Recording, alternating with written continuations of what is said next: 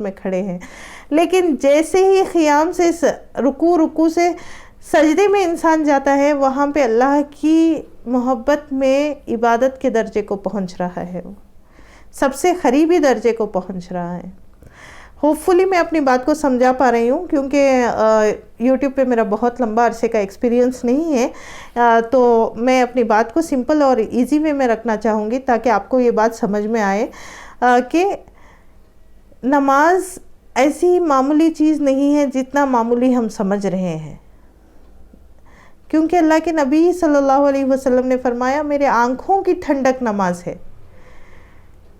اتنی اہم چیز جس کو اللہ کے نبی نے کہا میرے آنکھوں کی ٹھنڈک ہے، آپ اور میں سوچ نہیں سکتے یہ کتنی بڑی عبادت ہے۔ بہت بار اللہ تبارک و تعالیٰ نے، بہت سو بار اللہ تعالیٰ نے قرآن شریف میں وَأَقِیمُوا الصَّلَاةَ کا لفظ استعمال فرمایا۔ اقیموا الصلاۃ، صلوا الصلاۃ بول سکتے تھے اللہ تبارک و تعالیٰ،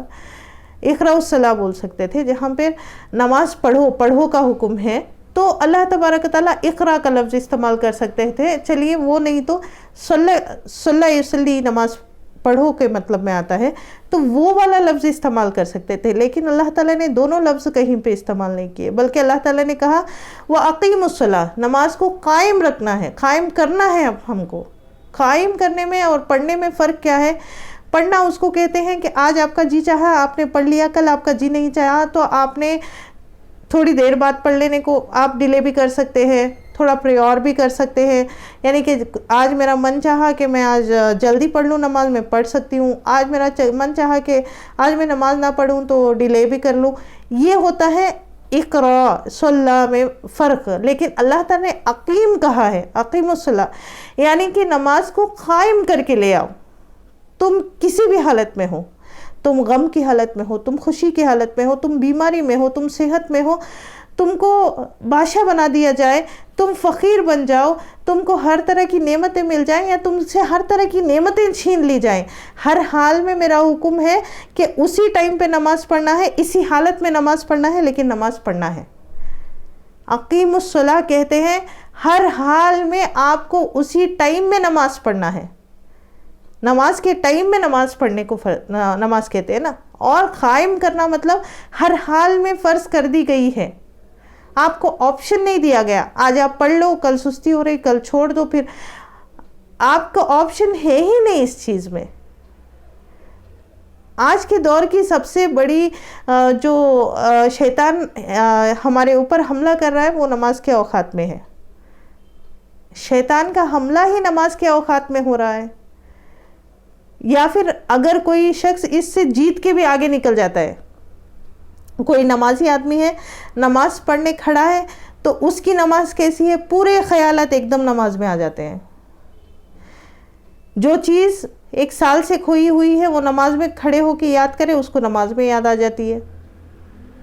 ایسی نمازوں کا حال ہے۔ تو اس کے لیے ایک چھوٹی سی ایک یہ ہے، ہمارے بہت سارے بزرگوں نے کہا ہے کہ آپ اس کو آزما سکتے ہیں، آپ اس کو پریکٹس کر سکتے ہیں، کیونکہ بہت سارے لوگوں کو اور ہم کو خود کو اس کا فائدہ ہوا ہے کہ نماز کے لیے جب ہم کھڑے ہوں تو سب سے پہلے امیجن کریں کہ اللہ تعالیٰ میرے سامنے کھڑا ہوا ہے، اللہ مجھے دیکھ رہا ہے، اور یہ اخلاص کا یہ حدیث پاک کا مفہوم ہے کہ اللہ مجھے دیکھ رہا ہے اور میں اللہ کو دیکھ رہی ہوں، میں اللہ سے باتیں کر رہی ہوں، بس آپ پڑھتے جائیے، ایک امیجنیشن میں بات رکھیے کہ میں اللہ سے بات کر رہی ہوں، اللہ مجھے دیکھ رہا ہے، مجھے سن رہا ہے، یہ امیجنیشن کو سٹرونگ رکھنا ہے۔ پھر کیا سوچنا ہے؟ پیچھے ملک الموت کھڑا ہے، پیچھے موت کا فرشتہ کھڑا ہوا ہے، اب کسی بھی دم آئے گا روح قبض کر لے گا، یہ امیجن کرنا ہے، اور یہ سوچنا ہے کہ یہ میری زندگی کی سب سے آخری نماز ہے۔ ایک آپشن اگر دے دیا جائے کہ موت کا ابھی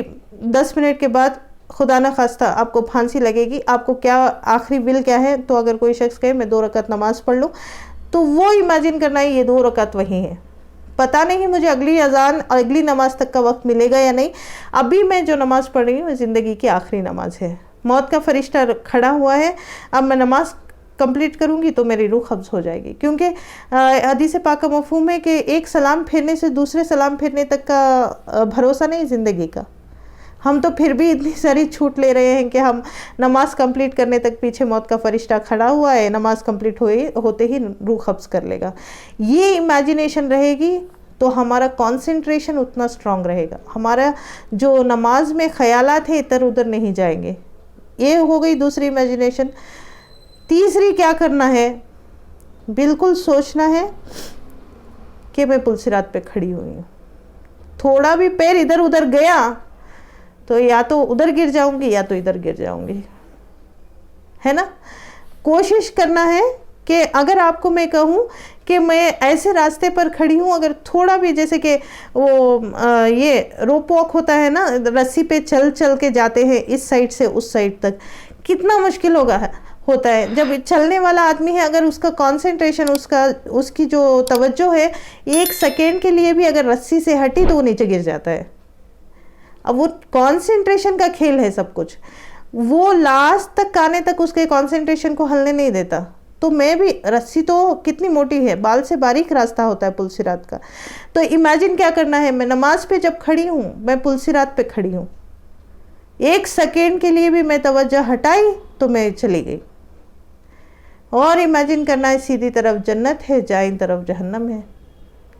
اگر پسل کے جنت میں گرے تب تو ٹھیک ہے، سمجھ میں بھی آتا ہے. جہنم میں گر گئے تو اللہ حفاظت کرے ہر ایک مومن مسلمان کی. یہ ایک امیجینیشن کو کوشش کرنا ہے، یہ آپ ہر نماز میں کھڑنے سے پہلے پریکٹس کریں. میں اور ایک بار دہرا دوں جی. یہ امیجن کرنا ہے کہ میرے سامنے اللہ تبارک و تعالیٰ کھڑا ہوا ہے، اللہ سے میں بات کر رہی ہوں، جو بھی بات کر رہی ہے اللہ مجھے سن رہے ہیں. پیچھے موت کا فرشتہ کھڑا ہوا ہے، میں پل صراط پہ چل رہی ہوں، اگر 1 سیکنڈ کے لیے بھی ہلی تو ادھر گر جاؤں گی. لیفٹ ہینڈ سائڈ جہنم ہے، رائٹ ہینڈ سائڈ جنت ہے. یہ امیجن کر کے کھڑے ہوں نماز کو، پھر دیکھیے گا یہ ٹرک کیسے کام کرتی ہے. ہوپفلی میں اللہ سے امید کرتی ہوں آپ کو میری بات سمجھ میں آئی ہو، اور یہ پریکٹس آپ بھی کریں، میں بھی کرتی ہوں. اللہ تبارک و تعالیٰ ساری امت محمدیہ کو یہ توفیق دے کہ اس امیجینیشن کے ساتھ نماز کے لیے کھڑے ہوں. پھر جو نماز میں پڑھنے کا مزہ آتا ہے، آپ کہیں گے کہ نیکسٹ لیول ہے. آج تک ہم نے محسوس ہی نہیں کیا کہ اتنا مزہ آتا ہے نماز پڑھنے میں. اللہ تبارک و تعالیٰ سے دعا ہے اللہ تعالیٰ کہنے سننے سے زیادہ عمل کی توفیق عطا فرمائے. آمین ثم آمین. السلام علیکم ورحمۃ اللہ وبرکاتہ.